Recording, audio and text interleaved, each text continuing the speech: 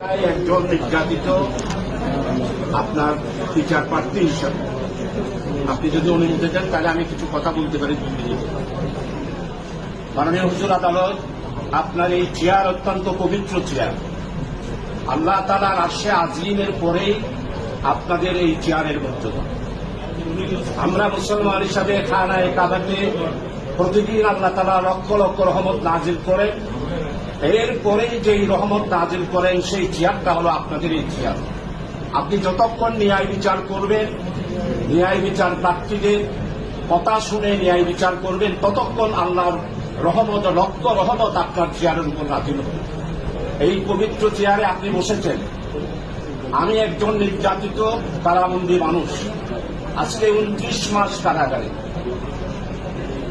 2021 সালের রমজান মাসের ঈদের দিন বিনা ওয়ারেন্টে আমাকে গ্রেপ্তার করা হয়। মাননীয় হুজুর আদালত, আজকে প্রায় 20 মাস মৃত্যুদণ্ডের যে কন্ডেম সেল আছে, ডেথ কন্ডেম সেল, 19 মাস আমাকে সেখানে রাখা হয়েছিল। আমাকে, আমার বাড়ি হচ্ছে সাতকানিয়া, মামলা দেওয়া হলো হাটহাজারির। এই মামলাতে আমাকে 8 দিন রিমান্ডে নিয়েছে। এরপরে সিআইডি আমাকে 2 দিন রিমান্ডে দিয়েছে, 8 দিন আমাকে রিমান্ড করেছে।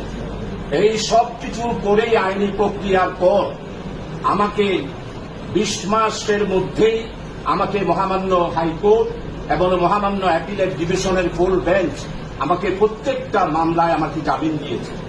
জামিন পাওয়ার পরে আমি জেল গেটে আসি, আবার আমাকে পুনরায় মামলা দিয়ে আবার জেলে ঢুকানো হয়। এরপরে মাননীয় আদালত সর্বশেষ আজকে 30 মাসের মধ্যে আমি যে 20 মাস কন্ডেম ছেড়ে থাকলাম, এটা সংবিধান কোনোদিন অ্যালাউ করে না। আমি দুইবারের পার্লামেন্ট মেম্বার, বাংলাদেশ হাউস কমিটির মধ্যে ইন্ডিয়ার লোকসভার হাউস কাউন্সিল, ব্রিটিশ কাউন্সিলের যে 1 নম্বর কমিটি থাকে, ঠিক সেই রকম একটা কমিটি বাংলাদেশ সংসদীয় কমিটি। সেই 1 নম্বর কমিটিতে আমি দীর্ঘ 5 বছর দায়িত্ব পালন করেছি।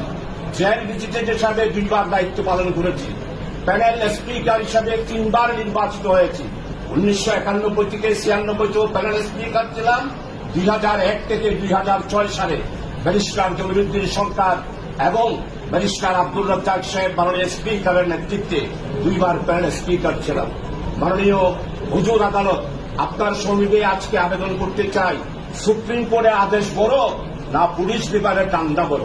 আজকে সেটাই আপনাকে প্রমাণ করতে হবে। মৌলানা আবুল কালাম আজাদ কংগ্রেসের ইন্ডিয়ার নেতা ছিলেন, ওনাকে গ্রেপ্তার করা হয়েছিল। জেলখানা থেকে পুনরায় গ্রেপ্তার করার পর যখন কারাগারে দেওয়া হল, তখন মহামান্য দিল্লির সুপ্রিম কোর্ট 1 ঘন্টার ভিতর মাননীয় মৌলানা আবুল কালাম আজাদ কংগ্রেসের সেক্রেটারি, ব্রিটিশের সেই শাসন আমলে তাকে আর গ্রেপ্তার করতে দেয় নাই। সেই নজির রয়েছে। আফ্রিকাতেও এইরকম অনেক কোর্টের নজির আমাদের মাননীয় আইন বিভাগের সভাপতি, আইনজীবীর সভাপতি সাহেব আপনার কাছে উল্লেখ করেছেন। অনেক নজির রয়েছে। আজকে আমি এই 28 মাস জেল কাটার পর, 20 মাস কন্ডম ছেড়ে থাকার পর মাননীয় সুপ্রিম কোর্ট আমাকে শ্রেণীপ্রাপ্ত করে আদেশ দিয়েছেন। সেই আদেশের পরিপ্রেক্ষিতেই আমি এখন শ্রেণীপ্রাপ্ত একজন আসামি হিসাবে কারাগারের মধ্যে জীবনযাপন করছি। আজকে বিচার বিভাগের স্বাধীনতার জন্য বক্তব্য রেখেছি।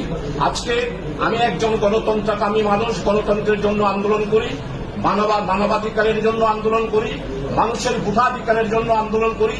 বাংলাদেশ জনগণের মালিক হচ্ছে বাংলাদেশের মালিক। এই জনগণের মালিকানা প্রতিষ্ঠা করার আন্দোলন করতে গিয়ে আজকে এই দাঙ্গাতন্ত্র, লাঠিতন্ত্রের এই পুলিশেরা আজকে কোথায় আমাকে অ্যারেস্ট করেছে এতদিন? 28 মাসে এই মামলা আসলো না। 28 মাস পর আমি যখন মাননীয় সুপ্রিম কোর্ট আমাকে যে আদেশ দিয়েছে, সংবিধানের 31, 32, 33, 36 প্রত্যেকটা ফান্ডামেন্টাল রাইটস সংবিধান করে মাননীয় হুজুর আদালত আপনি দেখতে পারেন, সেখানে আমাদের একটা অধিকার রয়েছে। তাই আপনার নিকট আবেদন, আপনি একটি দৃষ্টান্ত স্থাপন করবেন, দিল্লির হাইকোর্টের মধ্যে একটা দৃষ্টান্ত স্থাপন করবেন। মৌলানা আবুল কালাম আজাদকে যেইভাবে রিঅ্যারেস্ট করার পর মুক্তি দিয়েছে, আপনিও আমাকে আজকে তাদের এই অ্যারেস্টের বিরুদ্ধে আমাকে মুক্তি দেবেন এই আশা করে, এই আবেদন করে, হাম্বেল সাজেশন রিকোয়েস্ট করে আমার নিজের শেষ করছি।